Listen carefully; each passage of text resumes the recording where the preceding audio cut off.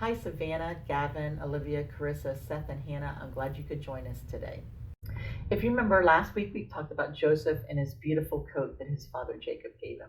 That coat ended up causing Joseph a lot of trouble. Why don't you guys go grab your Bibles and meet me back here in a couple of minutes? Genesis chapter 40, verses 1 through 15. Joseph interprets the prisoner's dreams. Sometime later, the king of Egypt's wine steward and his chief baker offended the king. He was angry with those two officials and put them in prison in the house of the captain of the guard, in the same place where Joseph was being kept. They spent a long time in prison, and the captain assigned Joseph as their servant. One night, there in prison, the wine steward and his chief baker had a dream, and the dreams had different meanings. When Joseph came to them in the morning, he saw that they were upset. He asked them, "Why do you look so worried today?" They answered, "Each of us had a dream, and there is no one here to explain what the dreams mean." "It is God who gives the ability to interpret dreams," Joseph said. "Tell me your dreams." So the wine steward said, "In my dream there was a grapevine in front of me, and with 3 branches on it. As soon as the leaves came out, the blossoms appeared and the grapes ripened. I was holding the king's cup, so I took the grapes and squeezed them into the cup and gave it to him." Joseph said, "This is what it means. The 3 branches are 3 days. In 3 days, the king will release you, pardon you, and restore you to your position. You will give him his cup as you did before when you were his wine steward. Please remember me when everything is going well for you, and please be kind enough to mention me to the king and help me get out of this prison. After all, I was kidnapped from the land of the Hebrews, and even here in Egypt, I didn't do anything to deserve being put in prison." Chapter 41, verses 1 through 36. Joseph interprets the king's dreams. After 2 years had passed, the king of Egypt dreamed that he was standing in the Nile River when 7 cows, fat and sleek, came up out of the river and began to feed on the grass. Then 7 other cows came up. They were thin and bony. They came and stood by the other cows on the river bank, and the thin cows ate up the fat cows. Then the king woke up. He fell asleep again and had another dream. 7 heads of grain, full and ripe, were growing on one stalk. Then 7 other heads of grain sprouted, thin and scorched by the desert wind, and the thin heads of grain swallowed the full ones. The king woke up and realized that he had been dreaming. In the morning he was worried, so he sent for all the magicians and wise men of Egypt. He told them his dreams, but no one could explain them to him. Then the wine steward said to the king, "I must confess today that I have done wrong. You were angry with the chief baker and me, and you put us in prison in the house of the captain of the guard. One night each of us had a dream, and the dreams had different meanings. A young Hebrew was there with us, a slave of the captain of the guard. We told him our dreams, and he interpreted them for us. Things turned out just as he said. You restored me to my position, but you executed the baker." The king sent for Joseph, and he was immediately brought from the prison. After he had shaved and changed his clothes, he came into the king's presence.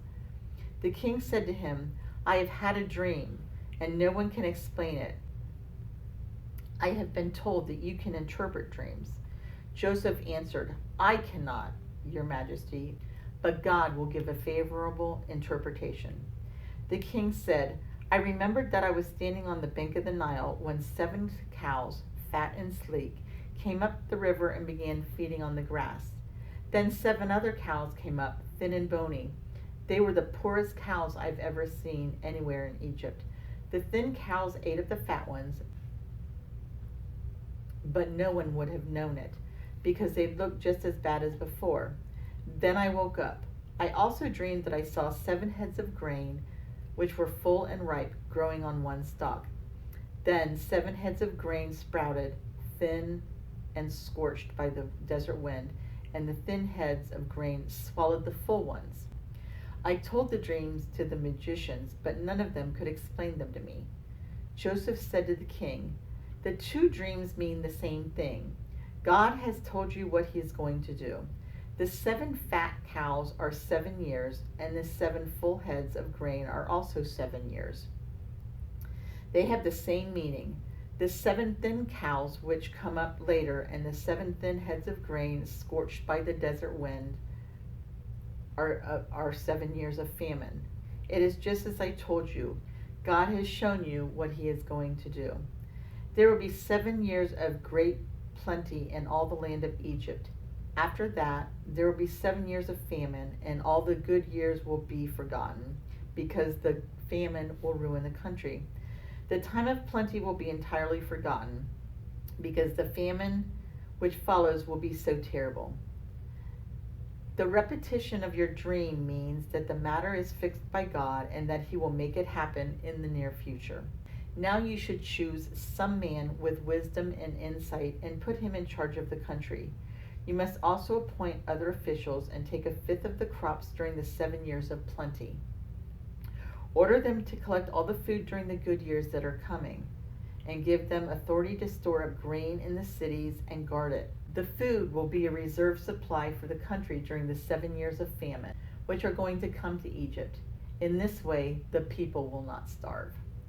So I would like you guys to continue reading the rest of chapter 41. Go ahead and read everything up to chapter 45, and that's where we'll meet up together again.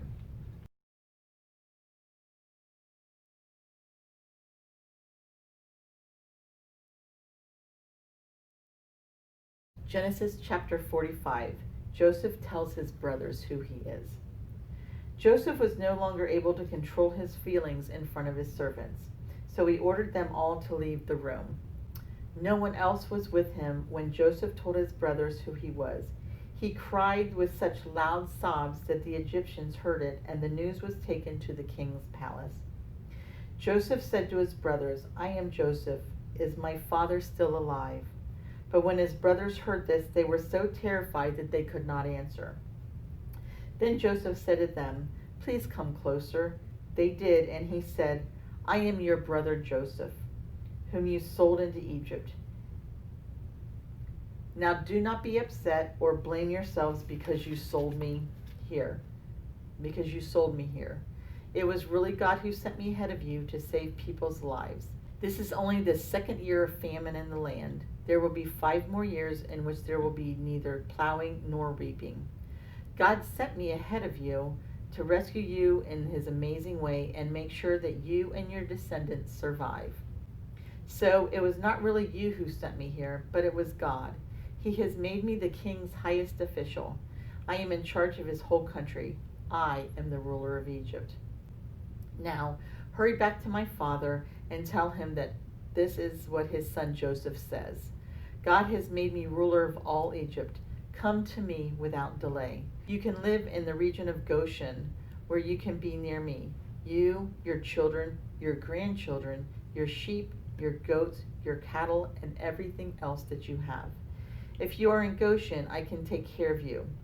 There will still be 5 years of famine, and I do not want you, your family, or your livestock to starve." Joseph continued, "Now, all of you, and you too, Benjamin, can see that I am really Joseph. Tell my father how powerful I am here in Egypt, and tell him about everything that you have seen. Then hurry and bring him here." He threw his arms around his brother Benjamin and began to cry. Benjamin also cried and hugged him. Then, still weeping, he embraced each of his brothers and kissed them. After that, his brothers began to talk with him. When the news reached the palace that Joseph's brothers had come, the king and his officials were pleased. He said to Joseph, "Tell your brothers to load their animals and to return to the land of Canaan. Let them get their father and their families and come back here. I will give them the best land in Egypt, and they will have more than enough to live on. Tell them also to take wagons with them from Egypt for their wives and their small children, and to bring their father with them. They are not to worry about leaving their possessions behind. The best in the whole land of Egypt will be theirs. Jacob's sons did as they were told. Joseph gave them wagons, and the king had ordered and food for the trip. He also gave each of them a change of clothes. He gave Benjamin 300 pieces of silver and 5 changes of clothes. He sent his father 10 donkeys loaded with the best Egyptian goods and 10 donkeys loaded with grain, bread, and other food for the trip. He sent his brothers off, and as they left him, he said, "Don't quarrel on the way." They left Egypt and went back home to their father Jacob in Canaan.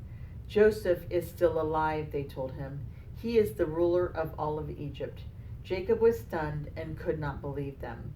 But when they told him all that Joseph had said to them, and when he saw the wagons which Joseph had sent to take them to Egypt, he recovered from his shock. "My son Joseph is still alive," he said. "This is all I could ask for. I must go and see him before I die." We're going to leave it off there today, but I encourage you guys to read the rest of the story. There's a lot of information there, and it's a really great story, so I hope you read the end of it. So today we're going to end with chapter 45.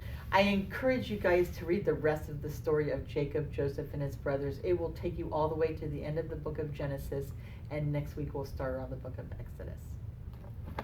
Wow, it took a long time for Joseph to finally be reunited with his brothers, years in fact. And even after that, Joseph still was not very happy to see them. That happens in families sometimes. But what also happened in the end was forgiveness, and that's the most important thing. Even though some really bad events took place in Joseph's life, God was with him through all of it, no matter what. God used those experiences for good for Joseph's life. Do you wonder how that can happen? You ever wonder how something bad in your life can take place and something good comes out of it? Think about that this week. Everybody has bad experiences. I've had bad experiences. But even within those bad experiences, I never lose my faith in God. My eye is always on him, and I know no matter what, he's going to get me through that. He's always walking by my side. So be thinking about that all the time. God never leaves us. He's always with us. One of the things about Joseph, he had a nickname called the Dreamer. So as our activity this week, I thought we'd put together dream catchers. So in a couple of minutes, meet me over at the craft table. But first, I wanted to give a shout out to all the kids having birthdays this month. So for June, I want to recognize Connor and Emma, Gavin, and Mallory. Happy birthday, all of you guys. I hope you have a great day.